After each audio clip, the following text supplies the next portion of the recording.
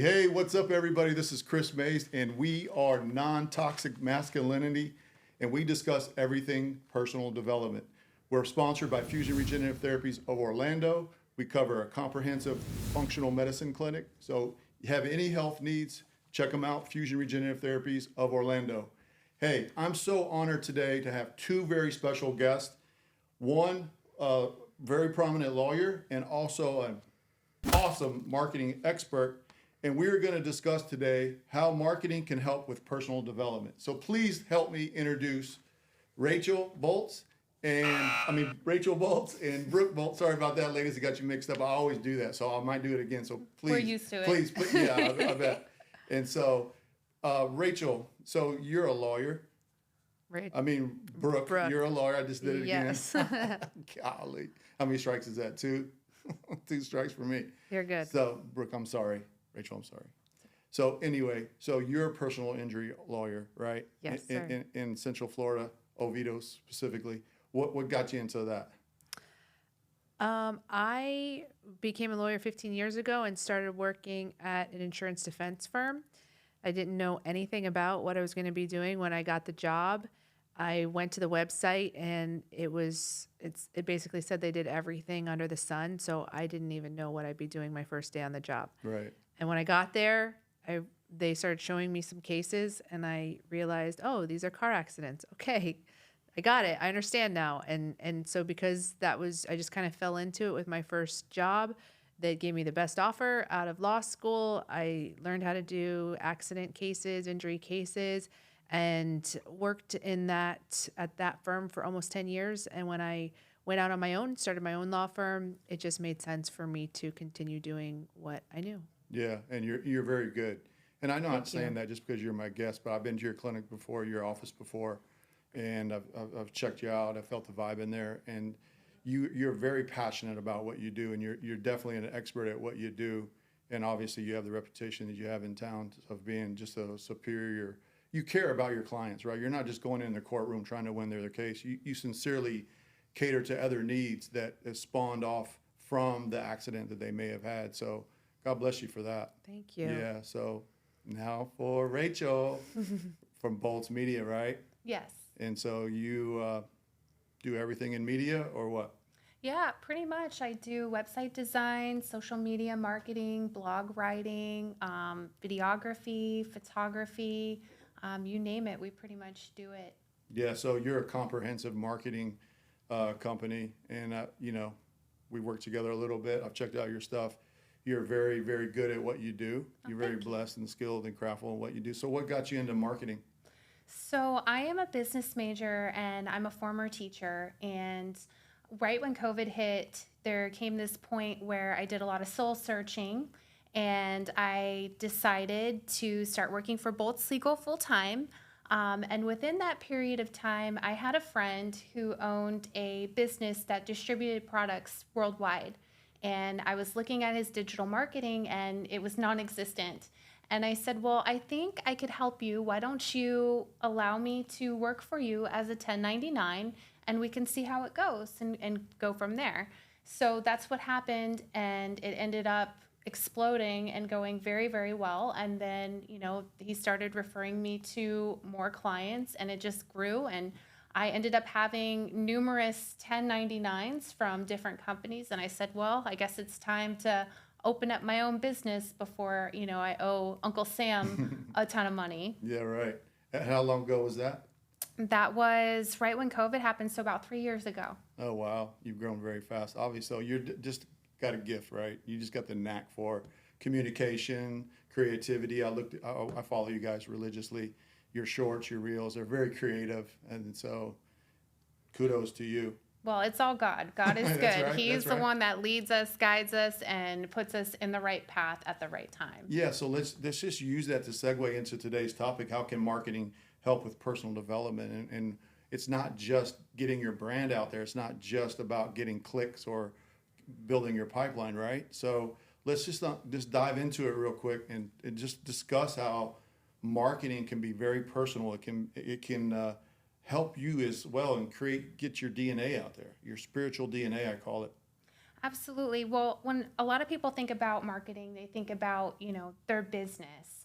But when it comes to marketing, there are so many other skills and techniques that are required that really help to develop you, not just for your business, but also personally as well. And the first thing that comes to my mind is creative thinking. When it comes to marketing, you have to think of different ways to stand out to your customers Yeah. because there are numerous other companies who do the same thing that you do.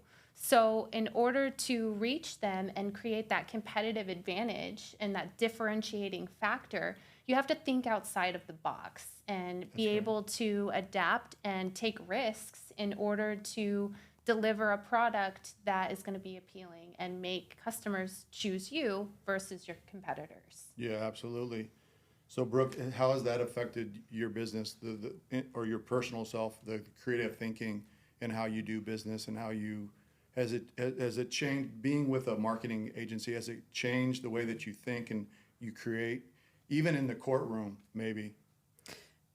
So I have creativity is one of the personality traits that I value the most, Yeah. and that I look for the most in my own ads, my own advertisement.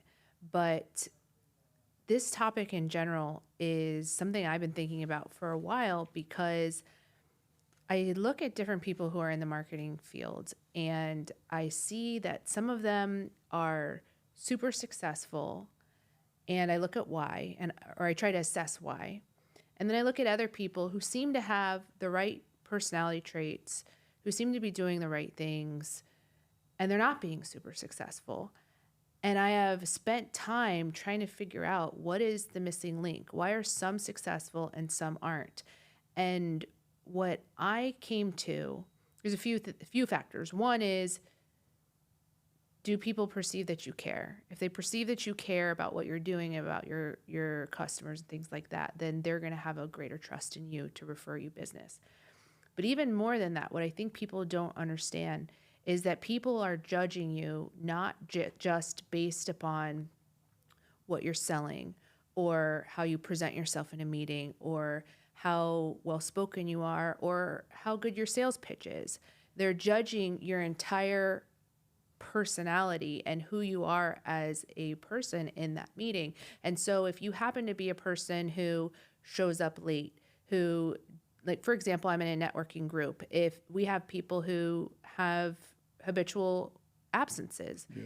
and it's the kind of group that has an attendance policy. So if people aren't showing up each week, if people aren't showing up on time, if they're not being a contributing member of the group, if they're exhibiting signs, if I send them a text message and they don't respond for 3 days, or I send them an email and they misplace it and don't realize that I sent it, those are signs and signals that this person probably doesn't have their act together from an organizational or management standpoint. And so when it comes, so no matter how good of a product they may have, no matter how, I believe that a DI personality on the DISC personality profile is the best natural inclination for a salesperson. They may have that DI personality. That's what Rachel has, by the way. I believe it. They have that personality. They have the drive. They have the ambition. They're doing the right things. But if they don't have their life in order, then they're very likely not going to be successful or not successful for long. Because as soon as people start to realize that they're not returning phone calls or that they're not reading their emails or that they're showing up late to meetings, that business is going to slow down. And so our personal development is critical to building our business. We have to be constantly developing ourselves, not just in our sales pitch, not just in making our product appealing, not just in our social media posts, but as a whole person. We have to be constantly looking at ourselves and evaluating, what are my personal weaknesses? What are the things that I can be doing to continue to grow as a person? And in doing that, others will recognize it. They will know, like, and trust you more, and your business will grow as a result. Yeah, that's good stuff. So with all that said, which I totally agree with, the creativity component of all of that, how has that really impacted you as an attorney? So I follow you, like I said, and you're like a A-lister in your productions, in your places. Very creative. It's very thoughtful how you use other like popular songs on the radio and you turn it into your own skit. How has that impacted you personally in your work, in your craft?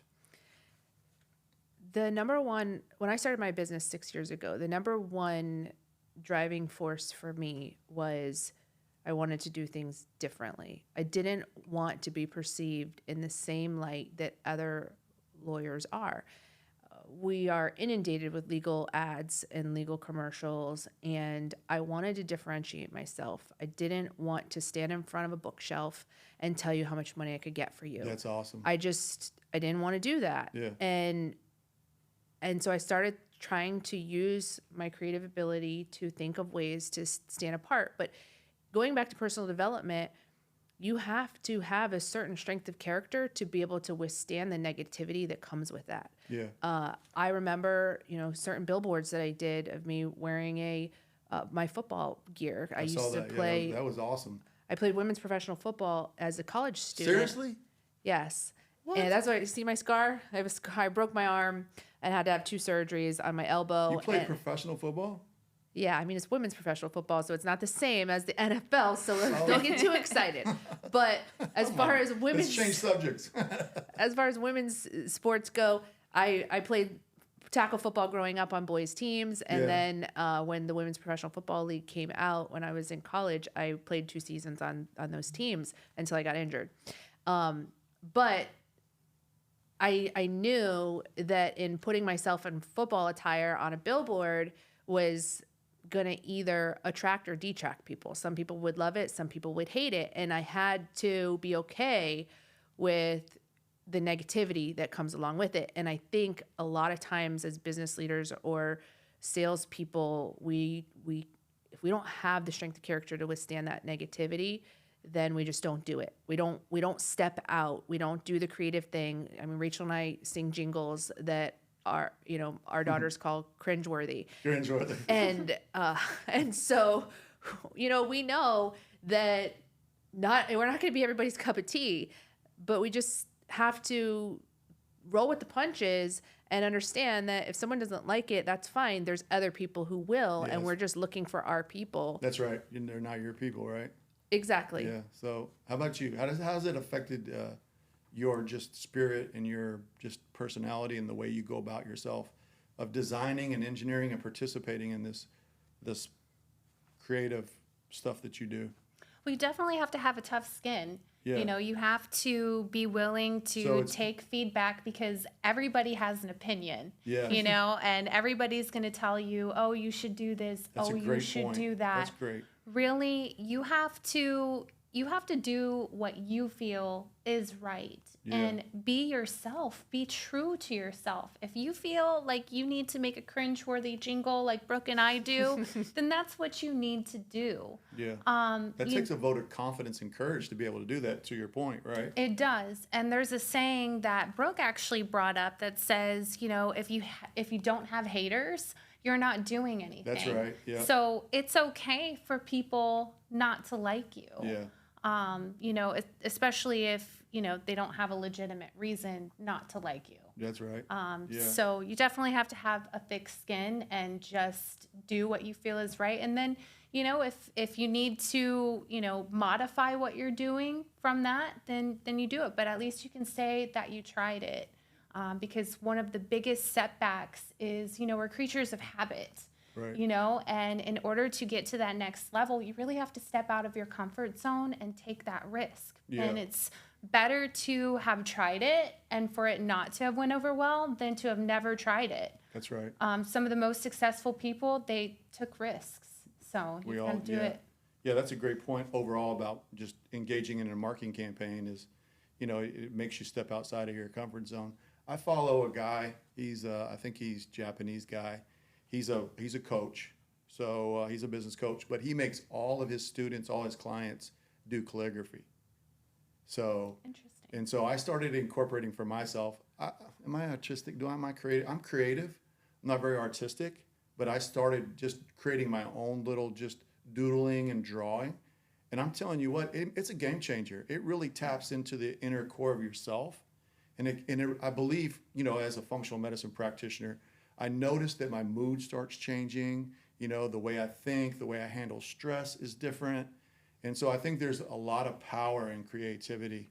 And so that's really cool. So what about communication?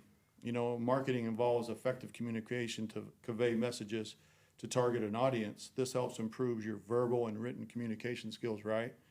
Which are valuable. And so how is engaging in a marketing campaign, Brooke, impacted your communication skills, in your profession, even in the public, in your family? The fear of public speaking is the number one fear of anything. Yeah, I think it's like public speaking is number one and death is like number 6 Yes. or something like that, right? Yes, public speaking is number one. So when you're a business owner or a salesperson or a marketer, you have to overcome that fear, number one, and you have to, and the way to do that is to be comfortable in your communication skills. So doing things to rehearse and practice and just feel confident about your speaking presence and your content can help you to overcome that fear, feel comfortable approaching and addressing people in either as a public speaker or even just on social media posts, on doing videos, real. or even just in networking groups. I know there's someone in my my networking group who said we have to speak each week for 1 minute about our business, just 1 minute. And we meet on Tuesdays, and she said that by like Thursday of the week before, she started getting anxiety about her 1 minute that Yeah, she had to do I the can following relate. week. I used to be like that. Yeah, it was days beforehand. And we all just kind of laughed when she said that, because to me, I just can't imagine dreading for 4 or 5 days before your meeting your 1 minute presentation. But It's never happened to you? Like before you got into legal school where you had to do all this practice thing, you never not a 1 minute speech, but if I had, so I'll say probably the closest thing for me is trials or court hearings, because there's something weighing on it. You win or you lose. right. If I'm just going up and giving a speech to someone in front of an audience, I usually get more excitement Yeah. than fear. But in the courtroom, you're going to win or you're going to lose. And so there's something weighing on it, and it's More heavy. your anxiety is more about probably losing than it is about public speaking. Yes. Right. And it's not just about its effect on me being a loser either. It's effect on somebody else. I'm representing a client and they're relying on me. Their whole case rests on me and my presentation and whether the judge agrees with me or not, or the jury.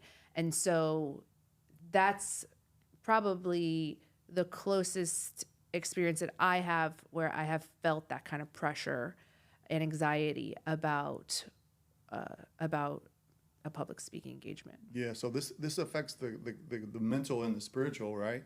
So if you want to, Rachel, unpack that a little bit, how, having an anxiety about public speaking can affect somebody. And this is right on target for the subject of how engaging in a marketing campaign can be personal development. And so for me, yeah. Go ahead, just elaborate. Absolutely. So when I first started working for Brooke, she started having me go to the same networking group that she's talking about with one of her members. And I experienced those same fears, maybe not for 4 days prior, but I definitely, when I would go up and do my 1 minute presentation, I felt like I was going to pass out and throw up at the same time. Yeah. So that took a little bit of time to overcome. And then Brooke started putting together these Max Med events where we would have all of these medical providers and doctors come together, and she would do a speech, but she would have me be the MC, where I would be introducing her and getting the crowd engaged. And That's very creative. was absolutely That's very creative. terrified. I remember coming and having my notes Yep. with me. And then it just takes practice. The more that you do it and the more that you face your fear, the easier it becomes. And, you know, to me, it's okay to have a little bit of anxiety. Yeah. That actually helps me. Like Brooke was mentioning, it gives you the energy. It helps you to, you know, have more, I guess, control of body language and not to be too relaxed. You know, people will be able to relate more when you're actively engaging with them. So Yeah, it's a awesome. little bit of anxiety is good. It keeps you on your A game. Yeah, plus you learn how to control that and divert that into a more positive energy, right? Excitement, like you said, and all that. That's what I've noticed for myself. I was one of those people that, you know, if I have to get behind a podium, and I used to say I'm allergic to podiums and microphones. And so here we are doing a podcast, and I do those network meetings too. And depending on the crowd, the size of the crowd, I may suffer a little bit of anxiety, but engaging in a marketing program has given me a vehicle to practice, right? It's like going to the gym for your muscles and for your back and all that kind of stuff. And so it also helps you to be more social. A marketing campaign helps you to be more social, right? So you can start small and with getting behind the camera and doing reels or Facebook Lives or whatever have you. But has marketing really helped your social abilities? I guess you came out of your mom already pretty social and confident, it sounds like. So to me, social is different. I am more comfortable with a microphone in front of an audience than I am in a room full of people and I have to go around and start conversation. Really? Yes. Yeah, just unpack that a little bit. That's interesting. Yeah, if you filled up this room with 100 strangers and just put me in here to go start conversation, that would give me much more anxiety than putting me on the stage in front of those 100 people and telling me to talk to them. Really? Yeah. Oh, Why, 100%. why is that? I don't know. I just starting a conversation and trying to find topics to talk about and keeping the conversation moving without those awkward silences is just that's not as natural for me. Oh, wow. Now, if you told me get up on the stage and I didn't have any time to prepare or have anything to talk about, that would be different. But if you told me you're going to come next week and present in front of these 100 people and I had time to prepare for it, and maybe that's the difference, is that I have time to prepare and know what I'm going to say and rehearse. And then when I go in front of the audience, I am comfortable with that. But to just throw me in a room full of strangers, I can do it, and I have done it, and I force myself to do it, but it's probably like, I mean, I would rather be at the dentist than do That's that. not a fun place to be, and nobody likes to go to the dentist. I'm quite the opposite. Put me in a room full of people, I'd talk to everybody, get to know them, connect with them, be best friends with them, and like that. But it's getting better. I'm the same as you, Chris. Like, you put me in a room full of people, I will go person to person and talk to them, you know, not about business, but just get to know them personally and find Sure. out who they are, what they do, what is their why. And to me, I'm comfortable doing that. And I try to make it to where it's not just surface level conversation, but we're really connecting. Yeah. So I really enjoy that. Yeah. So are you working on your, you know, what she's comfortable with, getting behind the mic, standing up in front of a room? Yes. Of course, that's what we're doing, right? And so are you working on being inside a room full of people, or you got to take her to more social events, Rachel? She has no choice. Yeah, I mean, that's the name of the game.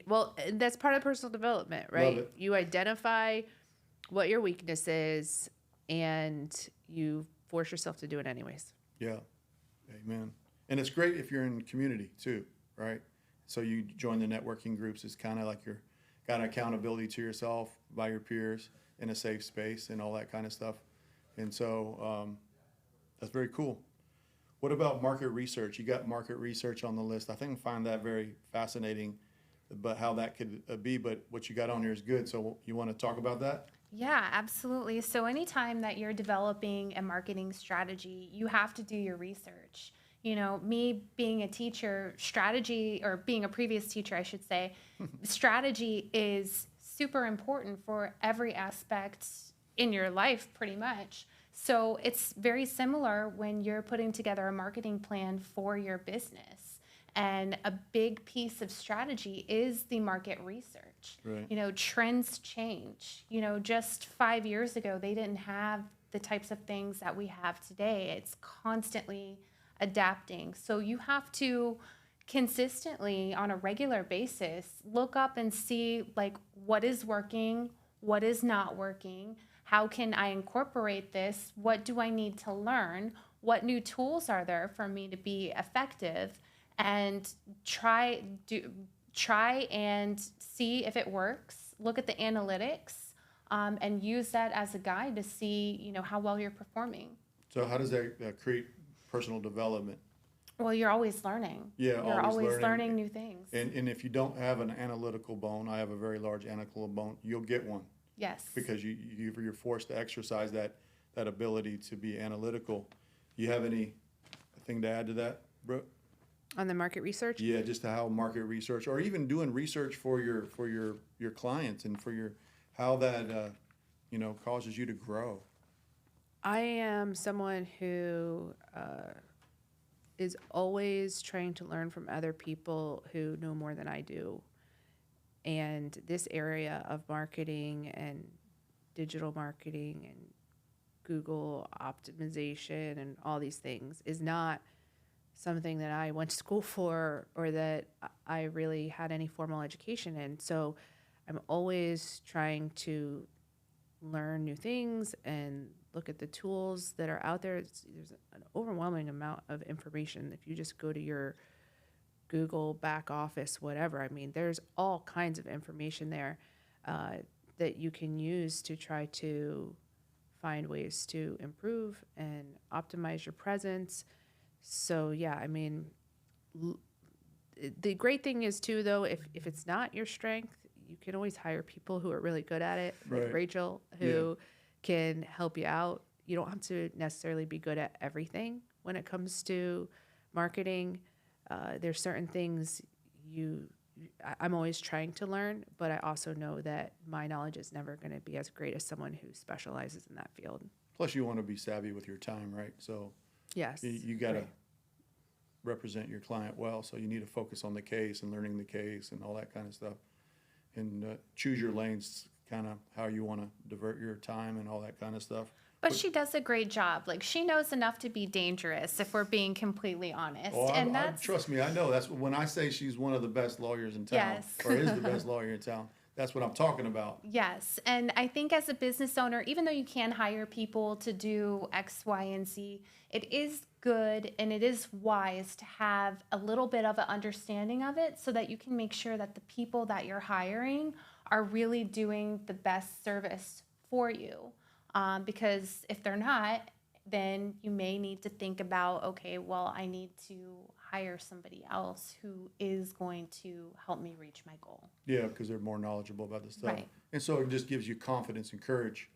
Absolutely. Having that market research, having that knowledge base, it just kind of gives you, in the personal development realm, it just gives you a little bit more confidence and courage and ability to do that, which we can segue right into adaptability, so it allows the marketing strategies need to evolve with the changing dynamics, like you said.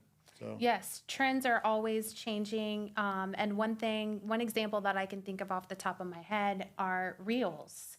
Reels are the best way to reach people who are outside of your following. That is how you're going to get new customers without any paid advertisement.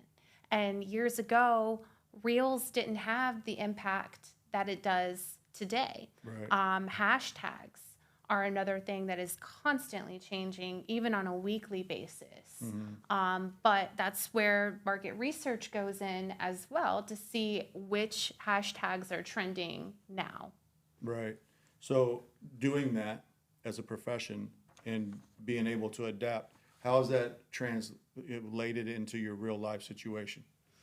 I think it's helped me a lot. It helped me to be a lot more flexible. I'm very type A personality, so I'm like, okay, say. I've got X, I've got A, B, C, D, E, F, G, and this is, 3 bullet points under A, but then sometimes, you've got to jump all the way to Z and then come back to B. Right. So I think it's really helped me a lot in terms of just being, more open to change and more open to trying new things. Yeah. Has that affected you at all personally? Just being adapting in marketing with all the things that she sets up for you guys? So one of the principles that I live by in my business is constant experimentation. Oh, wow. Just constantly trying new things. We're ending the year here now, moving into 2024, and for the last couple of months, I've been thinking about, okay, what do we need to stop doing? What do we need to keep doing? What do we need to continue doing but tweak and change and modify so that it's more effective in the next year? So I think that you have to first take the step to get started, and then you adapt it to what's working and what's not working. Yeah. And so has it impacted you as an attorney doing that in marketing, learning and doing all that tweaking you're doing? Have you noticed that in the courtroom when a curveball comes from the other side, you're able to adapt more efficiently? Or maybe even at home with your family? And everything. I mean, we get new information all the time. We think we got a winning case, and then all of a sudden they're like, "Hey, by the way, we got this video." So there was some beer under the seat. Just kidding. Yeah, just kidding. Did you know your client was doing a keg stand posted on Facebook when they supposedly had a neck injury? Yeah. So there's always surprises being thrown at me, and we just gotta roll with the punches, Adapt. figure out how do we, what's the best solution and best way to move forward with this new information. Yeah, absolutely. That's good stuff right there. And so networking is next on the list. And so that's kind of like the whole premises of marketing. It's kind of like the nucleus, networking. And so if you're in a marketing campaign, if you're not networking, then what's the point, right? Right.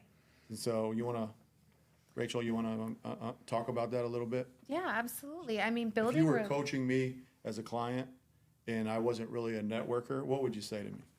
I would say that you need to be. Yeah, but explain to me why and what is it going to do for me from a personal development standpoint? You know what I mean? Not just my business. Right. Well, it's going to help you develop new skills because whenever you are forced to network, you have to learn how to be a better communicator. You have to learn how to relate to people more because it's not just about trying to sell your service or sell a product. It's really about building relationships with people who are where you're going to have a mutually supportive relationship with them. Right. That's what it's all about. And networking really helps you to get to know people that you may not have had the opportunity to know otherwise and really develop a friendship that lasts a lifetime. Yeah, that's awesome. And why is that important, Brooke? I think that meeting people through networking events and building a relationship with them really helps to increase your empathy. And without empathy, you can become very self-centered and you just look at the world through your own eyes and you think that you're very judgmental of other people and what they're doing and why they're doing it and whatever. So if you're getting to know people and you're building relationships and you're seeing where they are in their lives and hearing their stories of how they got there and understanding just what makes them who they are, then you have a greater sense of empathy to relate to them. And I think you just become a more kind and loving person in general when you can empathize with people in their situations. Yeah, I love that. And I'll sum it up with, my purpose. I feel like I'm a Christian. We're all Christians here. And my purpose on this life is to love on each other, whether I like them or not. Just be loving, be a good neighbor, and be a disciple, and spread the good news. And if I'm shy, if I'm not willing to put myself in uncomfortable situations, if I'm not willing to grow, if I'm not a good networker, well, then how can they know? How can they know the truth?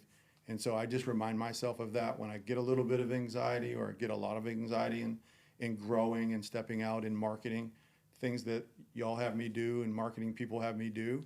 I just remind myself of that, of what my purpose is, and that, I'm so blessed to be able to have a voice, to be able to walk around, to be able to have a compassionate servant heart. I mean, those are gifts from God, right? And I got to use them. And if I'm not networking, then nobody knows, right? And so I know you guys share the same sentiments. So in closing, you have a marketing company. So if any of you find people here in the, do you see people in other states? I do. Yeah, so you'll work with anybody remotely? Yes. And so if anybody is looking for a good marketing, a company that will take it to the personal level, you see right here, she's very focused on personal development as well. And so if you want to grow yourself and you want to grow your company, you can check out Boltz Media if you want to just do a shameless plug for yourself to the camera on how they can get a hold of you. Yeah, you can visit my website at www.boltzmedia.com, and you can follow us on social media at boltzmedia1, the number 1.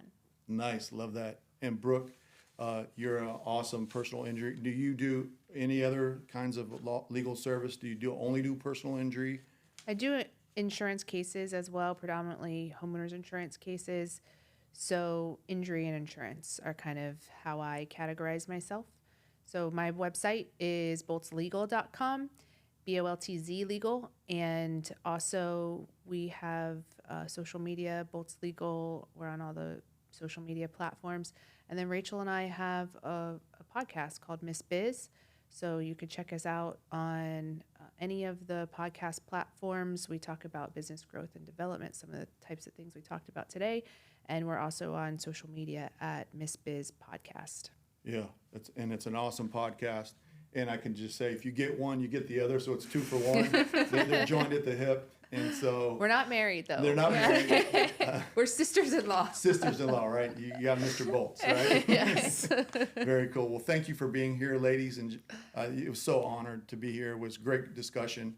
I think we put out a lot of good content and value for our audience right here. So anyway, as I always say, family, mad love, big hug. This is your boy, Chris. Check us out at Fusion Regenerative Therapies of Orlando. We'd love to help you with your health and wellness needs. God bless. Peace out.